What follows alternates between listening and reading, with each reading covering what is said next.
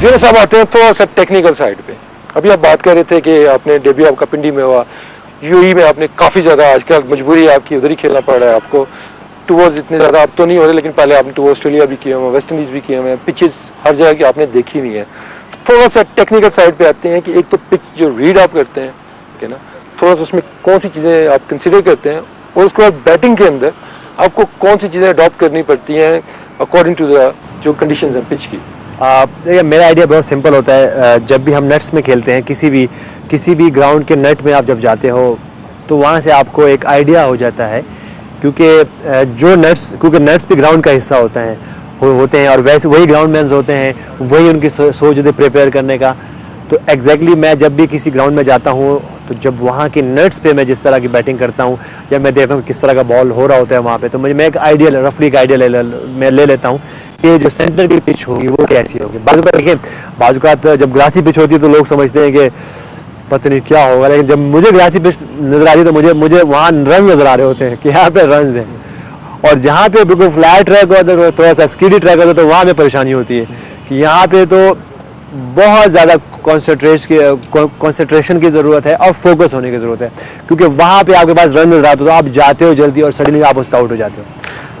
तो अगर आप स्टांस की लेट्स से कि आपके पास बैट है अगर, और आप ऑस्ट्रेलिया में खेल रहे हैं, पिचेस थोड़ी सी बाउंसी है वहाँ पे, तो स्टांस के अंदर या आपके जो कंपोजर आपका जो उसके अंदर कौन सी आप बेसिक चीज़ें चेंज करनी पड़ती हैं, आपको एडजस्ट करनी पड़ती हैं? आप बिल्कुल देखिए, उसमें एक 2 से 3 एलिमेंट है, चीज़ें हैं। देखिए, अब हम यहाँ पे ये कह सकते हैं कि हम ऑस्ट्रेलिया के पिचेस पे खेल रहे हैं, तो नॉर्मली जी अगर आप मुझे देखेंगे तो यूनुस खान थोड़े से क्रीज से बाहर खड़े होते हैं, और जब मैं ऑस्ट्रेलिया में खेलता हूँ तो मैं कोशिश करता हूँ कि मैं थोड़ा सा क्रीज के अंदर आ जाऊँ, ताकि वो जो थोड़ा सा एक्स्ट्रा बाउंस है वो मुझे मैनेज करने में आसानी हो। और यही मैं एग्जैक्टली बॉलर्स के खिलाफ भी करता हूँ। जब टॉल बॉलर आते हैं, लंबे बॉलर आते हैं, तो मैं भी एग्जैक्टली ये करता हूँ कि मैं बाजू का क्रीज के अंदर भी खड़ा जाता हूँ, क्योंकि वजह ताकि थोड़ा सा टाइम मिले, इवन आपको हुक और पुल शॉट खेलने में भी और इवन छोड़ने भी होता है। और बाजू का आप उसमें ये भी एडिशन कर सकते हैं कि बाजू का जैसे लो पिचेस पे आप खेलते हो तो आप अपने ये जो आपकी फीट है पैरेलल करके थोड़ा सा ज़्यादा खोल लें, तो उससे ये होता है कि आप ऑटोमेटिक जब आप खड़े हो तो आप थोड़ा सा लो रहते हो, ये आई लेवल भी रहता है, तो आपको वो बॉल जो स्किड होकर नीचे रहती है तो वो आपको खेलने में आसानी होती है। और एग्जैक्टली अगर आप ऑस्ट्रेलिया में खेल रहे हो, साउथ अफ्रीका में खेल रहे हो, तो यही चीज़ करके थोड़ा सा आप बैलेंस करें और हल्का थोड़ा सा टूवर्ड्स क्रीज आए। और एग्जैक्टली अगर कोई बैट्समैन बिल्कुल ही डाउन खड़ा होता है तो वो अगर हल्का सा अपनी कमर को सीधा करें और अपनी दोनों नीज को सीधा करेंगे तो ऑटोमेटिकली थोड़ा सा ऊपर रहेंगे, तो फिर वो आई लेवल ऊपर रहेगा, वो जो बाउंस होगा जिस पिच में, तो उससे वो उसको मैनेज करने में आसानी हो जाती है। ओके, तो जो आप कह रहे हैं कि आप थोड़ी सी जो पावर स्प्रेड कर लेते हैं, तो basically that is for the low bounce, जहाँ पे बाउंस इतना ज़्यादा नहीं हो रहा है, उसमें आप थोड़ी सी आपको आसानी भी होती है इसमें बाउंसर भी छोड़ने में, क्योंकि अक्सर यही सुनने में आता है, हम लोगों ने यही फील किया था कि लो बाउंस पिचेस के ऊपर बाउंसर को खेलना या बैक फुट वाले बॉल को खेलना थोड़ा मुश्किल हो जाता है, क्योंकि आप हर टाइम आप रेडी हो फ्रंट फुट के लिए। तो आप जब वाइडर स्टांस आप लेते हैं तो आपके ख्याल में आपको हेल्प करता है कि आप ऑलरेडी लो पोजीशन में हो, वहाँ से आप और नीचे हो गए तो बॉल आपका निकल गया, ठीक है। और अगर आप इसके ऑपोजिट जाएँ, ऑस्ट्रेलिया के अंदर अगर आप टॉल खड़े हैं आप, ठीक है ना, अब वो क्वेश्चन जो मैं लाना चाह रहा हूँ कि बाउंसर जो आप छोड़ते हैं उसमें फिर डिफरेंट सिनारियो हो जाता है, आपकी जो पोजीशन है किसको आप प्रेफर करेंगे, फ्रंट फुट पे छोड़ने की, लो पिचेस के ऊपर? नहीं, बिल्कुल, आप देखिए उसमें आप उसमें मैनेज कर सकते हैं, लेकिन बाजू का ये ज़रूरी नहीं है कि आप सिचुएशन के हिसाब से, पिचेस के हिसाब से आप इसको अपने टेक्निक को भी थोड़ा बहुत आप चेंज कर सकते हो, क्योंकि आप जब इंटरनेशनल क्रिकेट खेलते हो तो आपको रोज़ाना हर दिन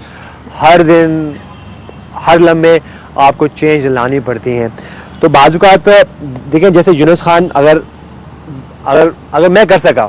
क्योंकि मैं बहुत कम चेंज करता हूँ अपना, तो अगर मैं टूवर्ड्स बिल्कुल बॉलर्स की आगे जा रहा होता हूँ, क्योंकि मैं कोशिश करता हूँ कि मैं हर चीज़ को कि मेरी थिंकिंग है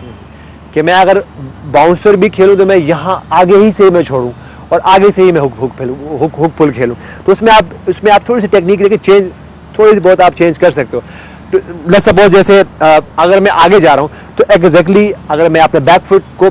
पीछे ले जाऊँगा तो ऑटोमेटिकली देखें, अब एक बॉल मैं यहाँ खेल रहा हूँ और एक बॉल मैं यहाँ से देख रहा हूँ, तो अगर देखोगे आप देखेंगे इसको तो इसमें कम से कम जो है 10-12 इंचेस का फ़र्क आ गया। तो ये मोर देन इनफ आपको बाउंसर खेलना, और आपके पास टाइम जो आप कह सकते हैं कि टाइम थोड़ा सा होता है, तो आपको बाउंसर छोड़ने के लिए कोई इतना लो होने की ज़रूरत नहीं है।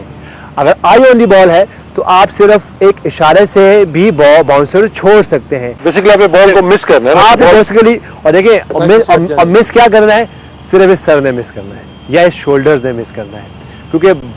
बाउंसर आपकी चेस्ट पे बाउंसर नहीं हो सकता। वो तो बैकफुट का बॉल है तो आप आराम से उसको रोक सकते हो अपनी आइज के सामने। प्रॉब्लम ये है कि ये सर है, ये जो आपका हेलमेट है, और जब आप हेलमेट पहनते हो तो वैसे ही थोड़ा सा आप कह सकते हैं कि आप एक छोटे से कैमरे में आ जाते हो। अगर मैं किसी बैट्समैन को विदाउट हेलमेट कहूँ वो बाउंसर छोड़े तो उसके ज़्यादा आसान है, क्योंकि उसका विजन बहुत बड़ा है। लेकिन जब हेलमेट आ जाता है तो विजन आपका छोटा होता है, तो इसलिए बात को awkward हो जाता है। awkward हो जाता है ये बाउंसर छोड़ना या खेलना हेलमेट में। जैसे पहले प्लेयर्स करते थे कि सामने से ग्रिल ही नहीं होती थी, लेकिन अब इस मॉडर्न दौर में ये अब नहीं तो हो बहुत सकता। जरूरी है, अब तो पीछे भी आपको लगानी पड़ जाती है। अब तो जो है ना आईसीसी की तरफ से वो अनकरीब ये मस्ट हो जाएगा कि आपने हेलमेट पहनना है। तो मेरे ख्याल से आई ऑन दी बॉल होनी चाहिए, और बाउंसर छोड़ने के लिए कि आपको बहुत ज़्यादा नीचे या अप होने की ज़रूरत नहीं है। आपको सिर्फ एक इशारा है, और जितनी स्पीड पे बॉल आ रही है तो उसमें आप सिर्फ इशारे से ये भी करेंगे तो एग्जैक्टली बॉल जो है वो चला जाए, क्योंकि आपको सिर्फ अपना सर बचाना है, अपना हेलमेट बचाना है। बाउंसर जब बॉल की जब सीम लगती है तो उसका बाउंस कुछ और हो सकता है, लेकिन जब पेड लगता है तो उसका बाउंस कुछ और हो सकता है, और अगर सीम क्रॉस ही सीम लगती है तो उसका बाउंस कुछ और हो सकता है। ये तो हो गया आपका क्लासिक फॉरवर्ड डिफेंस, जिसमें सर बिल्कुल आपका नी के ऊपर है, जस्ट अहेड, बैक भी आपका आगे जा रहा है, वेट ट्रांसफर परफेक्ट।